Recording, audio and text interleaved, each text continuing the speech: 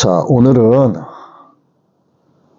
말씀을 저한테 골라주시지 말고 우리가 지금 찬송 마지막으로 부른 잠시 세상에 내가 살면서 이 찬송가 가사가 나오게 된 이 말씀을 볼게요. 요한계시록 6장 11절. 각각 그들에게 흰 두루마기를 주시며 이르시되 아직 잠시 동안 쉬되 그들의 동무 종들과 형제들도 자기처럼 죽임을 당하여 그 수가 차기까지 하라 하시더라. 아멘. 이 492장 1절 가사를 한번 보세요. 이게 남의 이야기가 아니고 우리 각자의 이야기라고 한번 생각을 해보세요. 아니, 생각할 필요도 없이 우리 각자의 이야기가 맞아요. 지금 잠시 세상에 살고 있는 중이죠. 그러면서 우리가 힘들고 어려울 때 저한테 늘 그런 얘기 하셨지만 나는 하나님을 찬양하면서 하나님을 만나고 난 하나님을 찬양하는 게 너무나 좋고 그래서 요즘도 매일 이 건반 연습하시고 어떻게 해서든 내가 이 악기를 통해서 하나님을 찬송하고 싶어서 열심히 하고 계시잖아요. 하나님이 그 마음을 아신단 말이에요. 근데 그러다가 다른 어떤 획기적인 무엇인가가 나타나는 게 아니라 우리는 이렇게 찬양하는 인생의 과정을 살다가 우리의 인생이 저무는 거예요, 그냥. 그러니까 찬양하는 가운데 하나님이 데려가시는 거예요. 그러면은 육신의 죽음이 왔기 때문에 죽고 난 이후 내세에 가서는 찬양이 멈추어지는 게 아니라 이 찬양이 그대로 이어지는 겁니다. 근데 이 세상을 살면서 찬양을 하지 못한 자들이 죽어서 갑자기 천국에 가고 갑자기 거기서부터 찬양을 시작하게 되는 경우는 단 한 사례도 없어요. 이 땅에서 하나님을 찬양한 자들이 가서 하나님을 찬양하게 되는 거예요. 그리고 나아가는 모습은 영광 중에 나아가는 겁니다. 우리가 이 땅을 살면서 예수 그리스도를 나의 구세주로 영접을 하지요. 그러나 우리가 육신의 죽음을 맞이하면 주님께서 나를 영접해 주신다고 기록이 되어 있습니다. 그리고 지금 살아가시는 게 어떠세요? 많이 힘들잖아요. 진짜 골짜기를 더듬으면서 가고 있는 것 같아요. 나만의 그런 곤고함과 고통이 있단 말이에요. 근데 그거는 나 자신과 하나님만 알고 계시는 거예요. 눈물 골짜기를 더듬으면서 나의 갈 길을 가고 있는 거예요. 영광 중에 주님 앞에 가기 위해서. 그 가운데 나에게 영적인 에너지가 되고 힘이 되는 거는 내 입을 열어서 내 온몸으로 하나님을 찬양하는 것이 나로 하여금 버티게 하는 소망이 되는 거예요. 그리고 나서는 주님의 품에 안기게 되고 우리가 바라고 고대하던 영원토록 살아가는 영생을 위한 생명나무의 열매를 결국 먹게 되는 거죠. 그런데 현실로 돌아와 보면 가는 길이 굉장히 험하고 굉장히 먼 것처럼 느껴집니다. 하루하루 지나가는 시간은 굉장히 긴 것 같은데 막상 1년이 지나고 나서 지난 1년을 돌이켜보면 1월 1일 같았는데 어느새 12월 31일이 되어 있어요.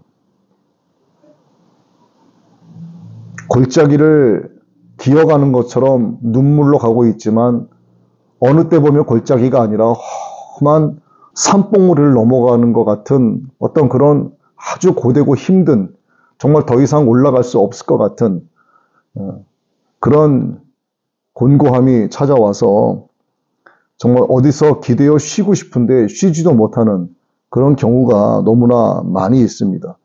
그런데도 하나님께서 우리에게 소망을 주셨기 때문에 그 복된 날이 밝아오기를 바라면서 가고 있어요.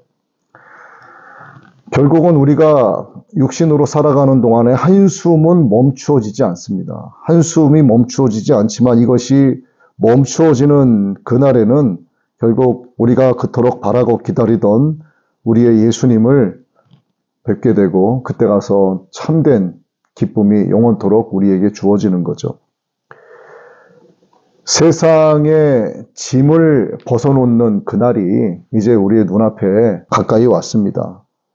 빛남 연류관을 쓰고서 주님과 함께 영원히 살게 될 하늘 가는 밝은 길을 우리가 가고 있기 때문에 우리가 신앙의 끈을 놓아서는 안 되고 가정에서뿐만이 아니라 어쩌다가 만나는 사람들 관계 속에서 또 대화 속에서 어떤 내 마음이 막 벅차오르는 것 같은 세상의 기쁨은 발견하기 힘들어도 하나님께서 계속 지켜보고 계신다는 사실을 우리가 절대로 잊어서는 안 돼요.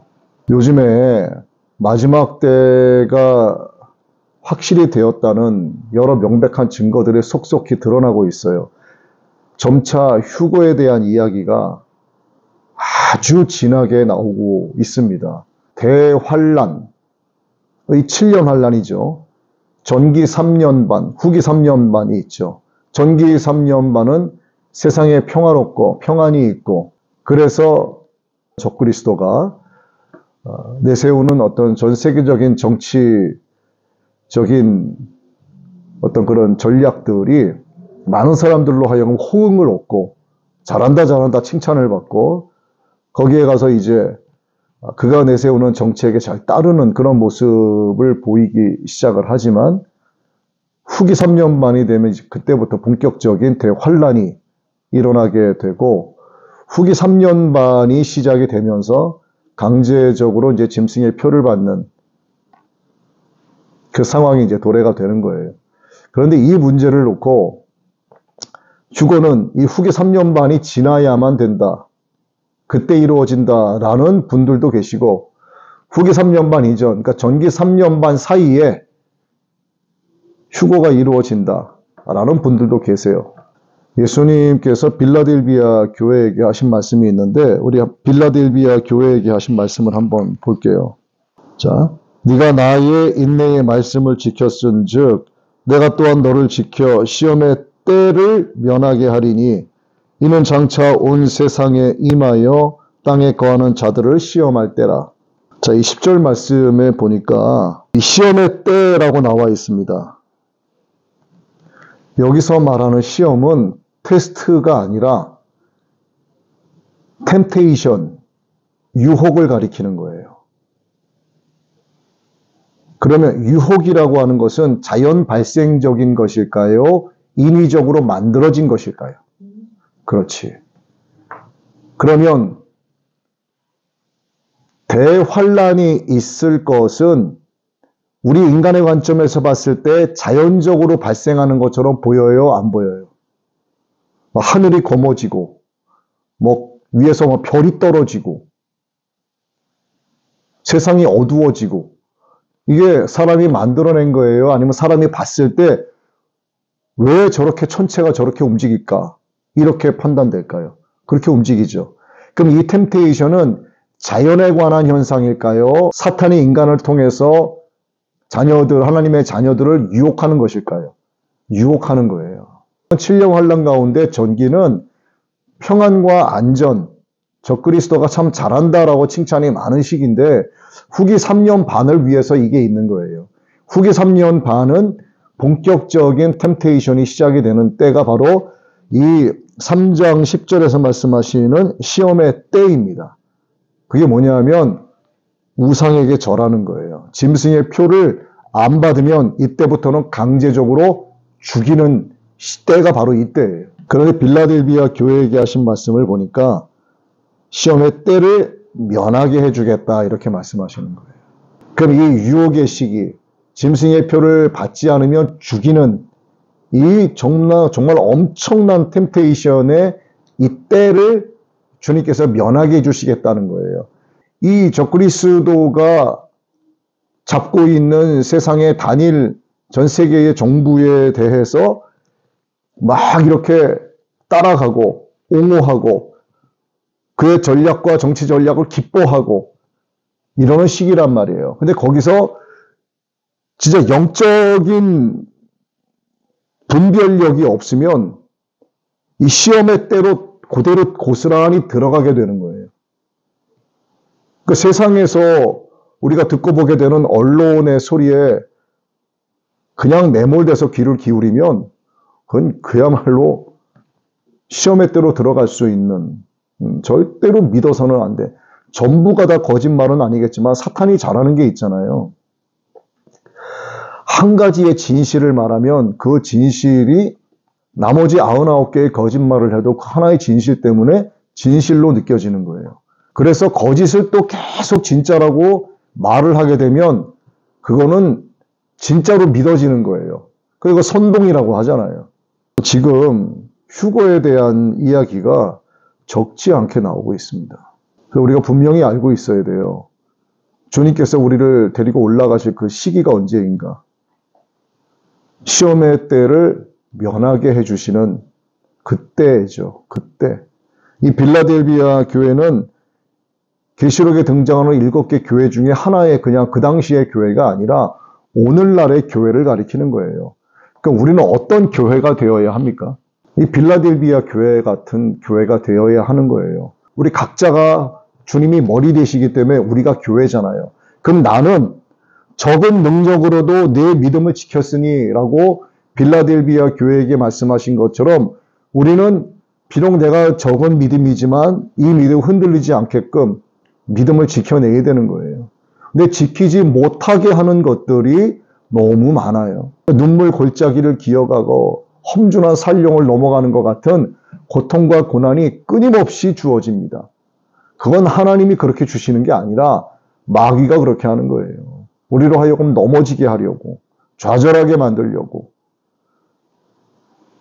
하늘 가는 길에 게으르지 말라고 하신 2013년 2월 달에 주님께서 저에게 직접 음성으로 주신 이 너무나도 우렁찬 그 거룩한 새벽 3시 50분에 주신 그 말씀 한마디, 게으르지 말라라고 하신 그 게으름의 의미는 좌절하지 말라, 넘어지지 말라, 낙심하지 말라예요.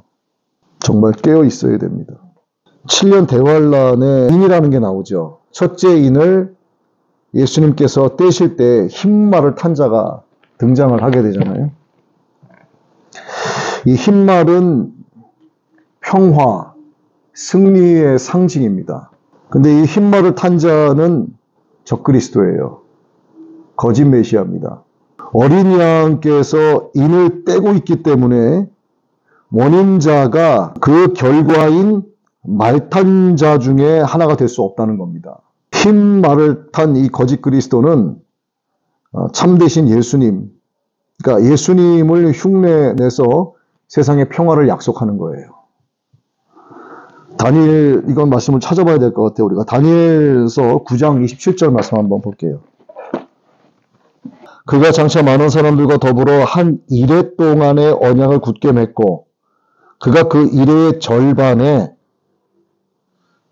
제사와 예물을 금지할 것이며 또 포악하여 가증한 것이 날개를 의지하여 설 것이며 또 이미 정한 종말까지 진노가 황폐하게 하는 자에게 쏟아지리라 하였느니라 하니라. 그리고 인자께서 두 번째 인을 떼실 때 붉은 말이 등장을 하죠. 첫 번째는 흰 말을 탄 자, 두 번째 인을 떼실 때는 붉은 말이 나오고 이 붉은색이 의미하는 것은 피와 전쟁을 의미하는 거예요. 그 짧은 거짓 평화, 조금 전에 우리가 다니엘서 9장 27절에도 읽으셨지만은 이레의 절반이라고 하는 것은 후기 3년 반을 이야기하는 거예요. 이 짧은 평화, 이 거짓 평화 뒤에 이 적그리스도가 이제 갑자기 전 세계를 큰 전쟁의 와중으로 이제 몰고 가게 되는 거고, 이게 바로 시험의 때입니다. 근데 빌라델비아 교회를 향해서는 시험의 때를 예수님이 면하게 해주시겠다, 이렇게 말씀하시는 거죠. 근데 면하게 해주시는데 지금 현재 이 빌라델비아 교인들은 살아있는 자들이에요. 그러면 죽은 자들이 있잖아요. 이들이 먼저 들림받죠. 영의 몸을 입고 부활을 이야기하는 거죠. 부활체로. 그리고 나서 산 자들이 휴거가 되는 겁니다. 그리고 후기 3년 만에 대환란이 본격적으로 시작이 되는 거죠. 그런데 이 본격적인 시험의 때가 오기 전에 평화가 세상에 임하는데 이건 거짓 평화라는 건데 사람들은 이게 참된 평화로 알게 되는 거죠. 환란 때에는 표면상의 진노를 퍼붓는 것은 적그리스도가 하죠. 그러나 하나님의 허락 아래서 하나님이 사람에게 대해서 진노를 퍼부시는 겁니다. 누구를 이용하여? 적그리스도를 이용하여.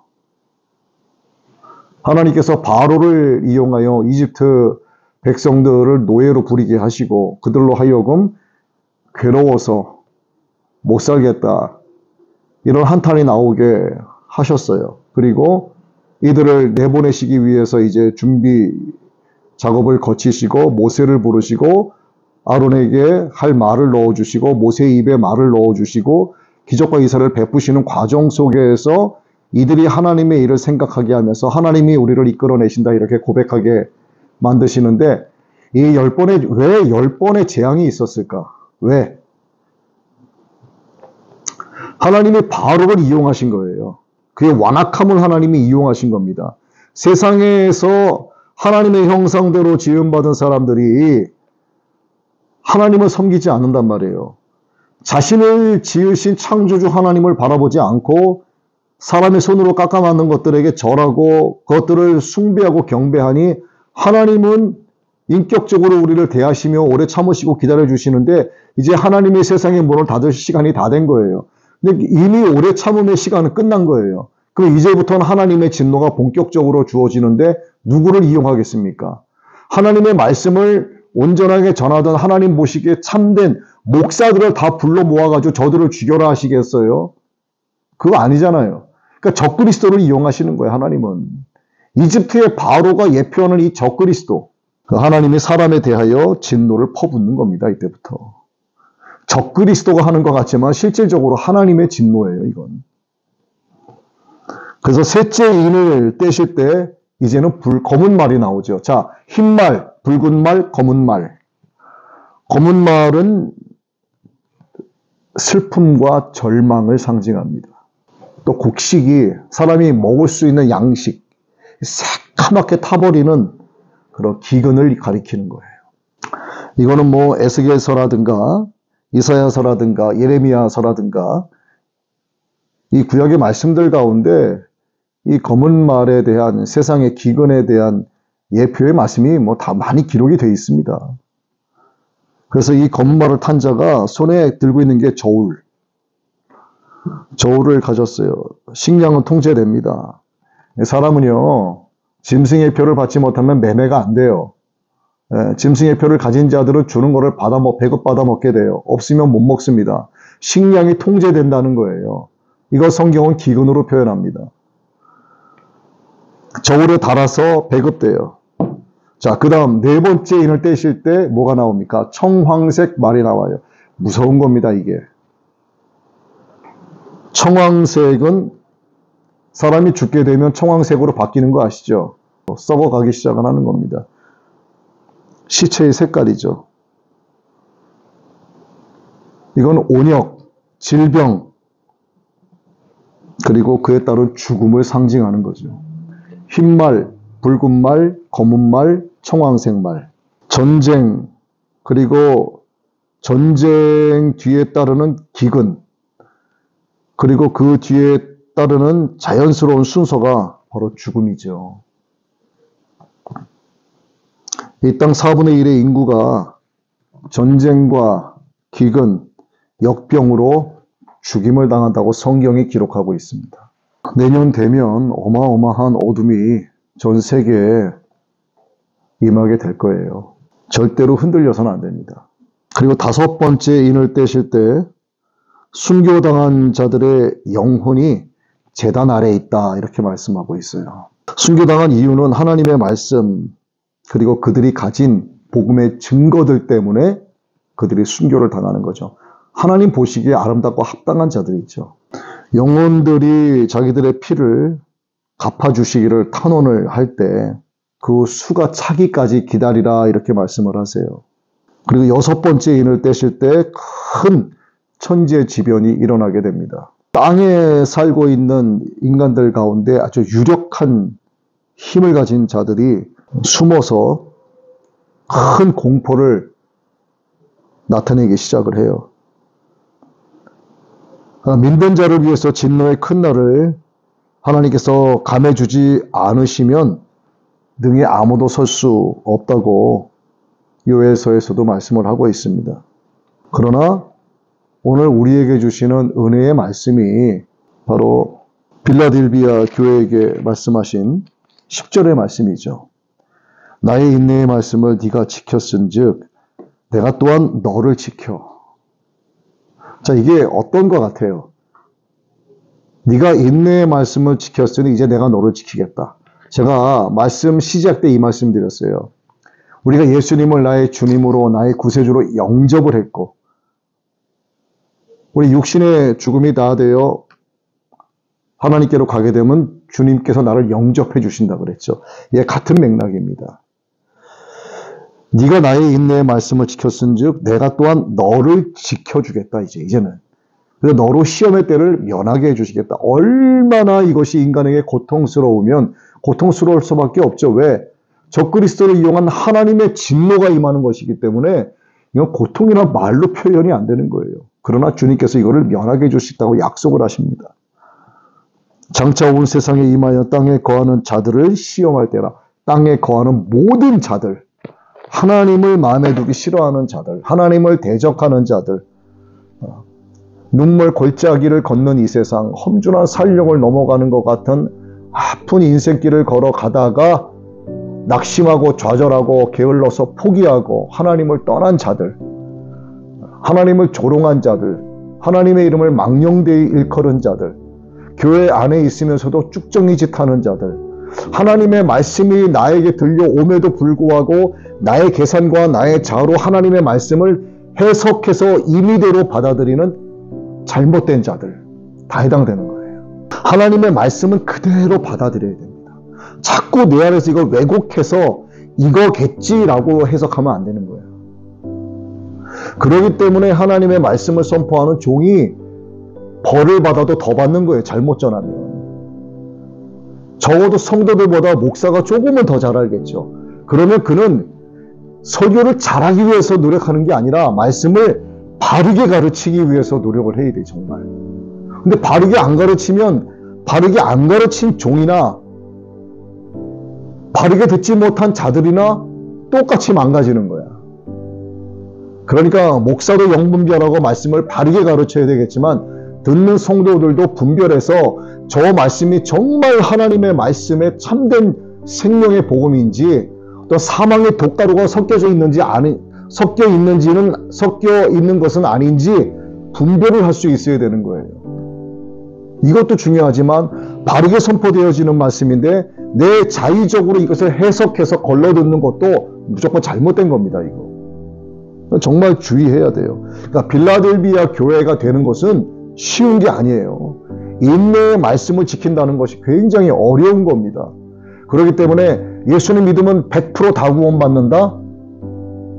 그거 아니에요. 믿음에는 책임과 의무가 따라 이걸 하지 않으면 그냥 나 예수님 믿어요. 그냥 이거는요 4단계의 믿음 가운데 첫 번째 믿음밖에 안 되는 거예요. 나 예수님 믿습니다.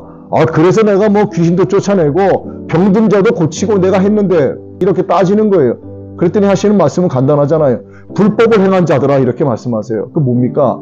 하나님의 법이 뭔지를 모르는 거예요. 구원의 법칙 안에 있는 그 법이 뭔지를 모르기 때문에 나는 믿는다라고 말해도 예수님은 난 너 모른다라고 말씀하시는 거예요. 그러니까 이 믿음의 뭔지를 바르게 알아야 되는 거예요. 그러니까 우리가 늘 말하는 진리가 뭐예요? 진리가 뭐냐고 그러면 말을 잘 못해. 구원이 뭐예요? 말 잘 못해. 이제 구원은 말하실 수 있어요. 그럼 믿음이 뭡니까? 라고 얘기하면 믿음의 정의를 잘 못 내릴 수 있어요? 예수님 믿는 게 그냥 믿음이에요? 아니에요. 그 믿음은 그냥 믿음이 아니라 믿음 안에 굉장히 많은 것들이 따라옵니다. 이것이 한꺼번에 올 때 이게 믿음이 되는 거지 요거 빠진 요 믿음은 불법이 되는 거예요. 그래서 저는 정말 많은 사람들이 우리 주일 예배에 나오기도 원하지만 이 세미나에 나와서 말씀을 정말 깊이 있게 좀 배웠으면 좋겠다는 마음이 간절해요. 정말 안타깝습니다. 오늘 말씀대로 하나님의 인내의 말씀을 우리가 지키는 자들이 되기를 바랍니다. 빌라델비아 교회에게 예수님이 은혜의 말씀을 주신 것처럼 마지막 하나님의 은혜에서 벗어나지 않는 시험의 때를 면하게 되는 그런 교회가 되기를 예수님의 이름으로 축복합니다.